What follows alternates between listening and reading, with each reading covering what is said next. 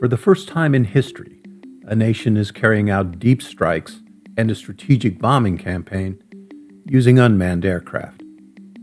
Today, we'll take a look at Ukraine's long-range and tactical attack drones, their capability, missions, and how they have changed the way wars are fought. I'm former SEAL Team 6 Squadron Leader Chuck Pfarrer, and this is the Kyiv Post's Point of Impact.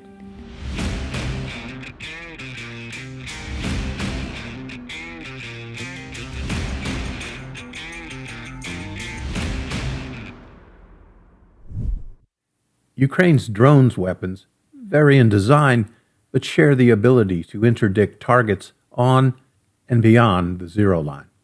Roughly speaking, these are long and mid-range strike, intelligence, surveillance, and reconnaissance, electronic warfare and electronic countermeasures, target designation platforms, and tactical drones for short and intermediate range attack missions.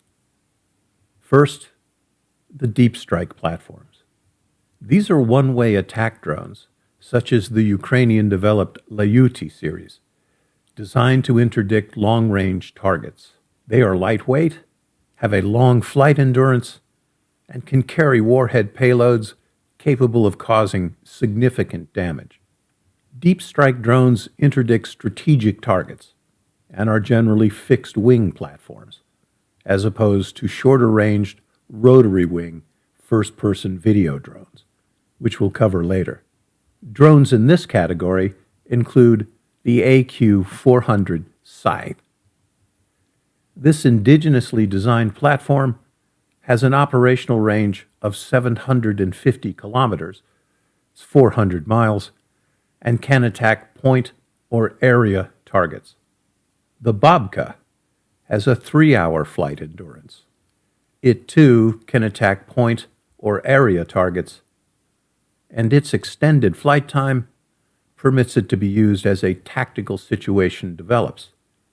Another fixed-wing platform is the Cobra, an aluminum-skinned, conventional monoplane drone with ranges greater than 300 kilometers.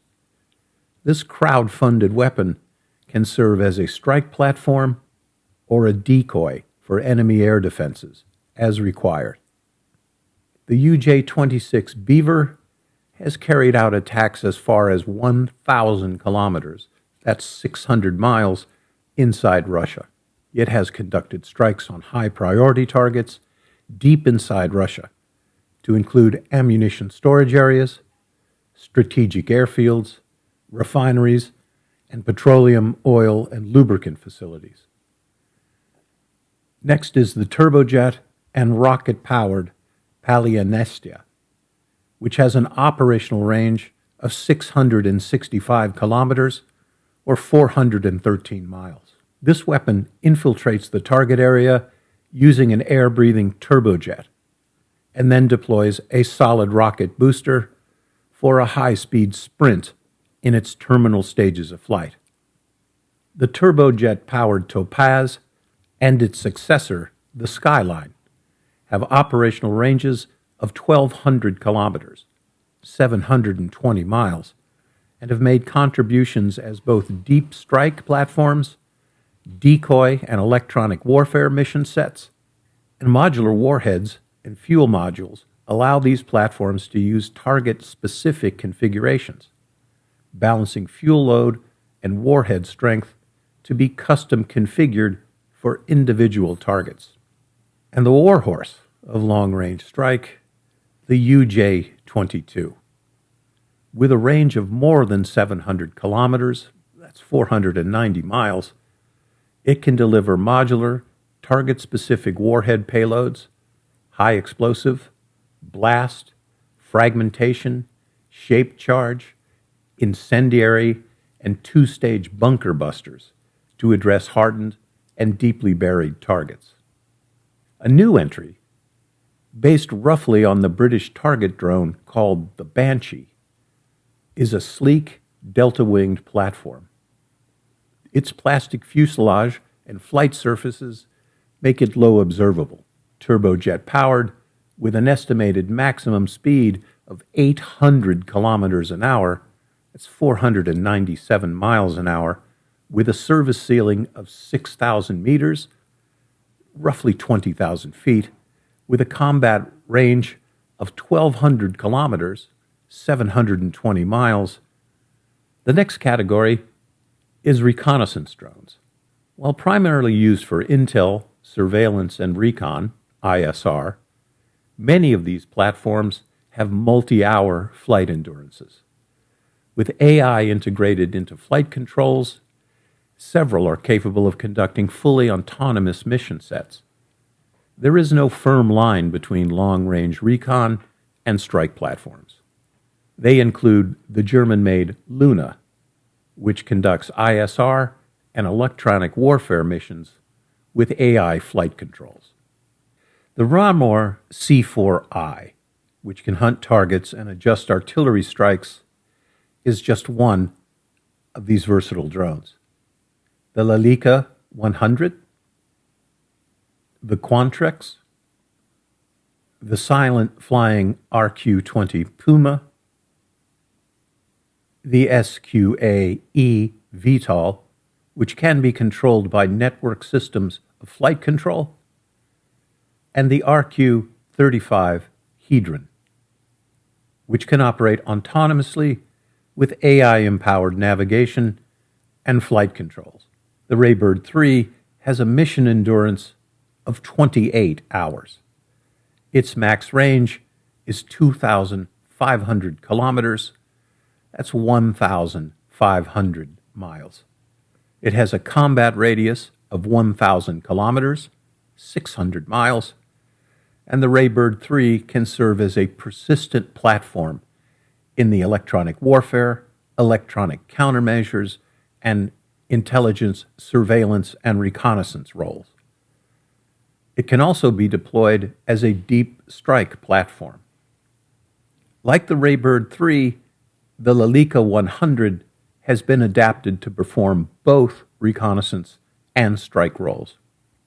Next are loitering munitions. Similar to kamikaze drones, but with the ability to loiter over a target area for extended periods. They can be redirected after launch, offering flexibility in targeting. Of the mid-endurance tactical drones used by Ukraine, among the most capable are the multi-rotor Baba Yaga, whose heavy lift capability makes it perfect as a platform to bomb Russian positions with multiple drops of 82 and 100 millimeter mortar rounds. Also used on the Zero line are the Australian-made Spy Pack unmanned combat aerial vehicles. With flight surfaces made of cardboard, these simple drones are low observable. They have a flight duration of 1 to 3 hours and a combat radius of up to 120 kilometers, 74 miles. Almost impossible to spot on radar, spy packs are frequently deployed against Russian sensors, radars, and air defense systems. This brings us to the most famous and emblematic of Ukraine's aerial weapons, its first-person video or FPV drones. There are a variety of these platforms prowling the battle space every hour of the day and night. They conduct point attacks on targets of opportunity or targets detected and designated by long-endurance reconnaissance drones. The fact that the majority of FPV attacks are filmed by other drones underscore their wide deployment over the battlefield.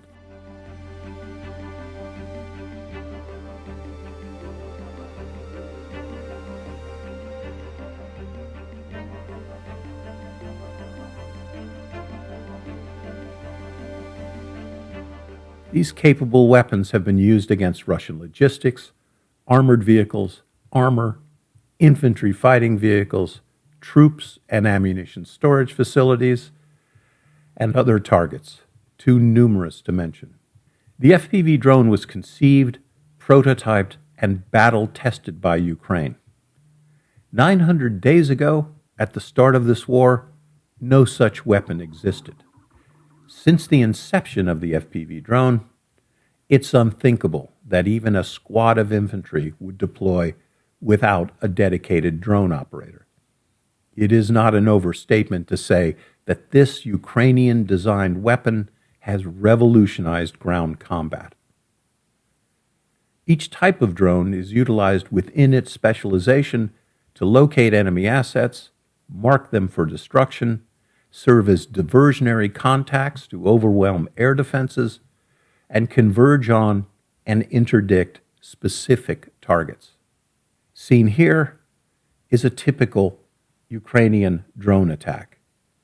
A Russian column comes to grief as waves of FPV drones target tanks, infantry fighting vehicles, and troop carriers. This is a typical engagement.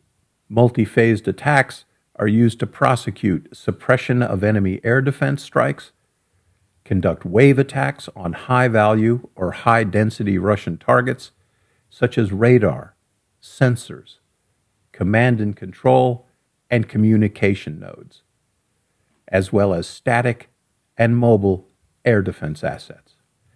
These drones are designed for cost-effectiveness, range, and hitting power. The cumulative effect of these drone strikes on Russian materiel readiness has been profound.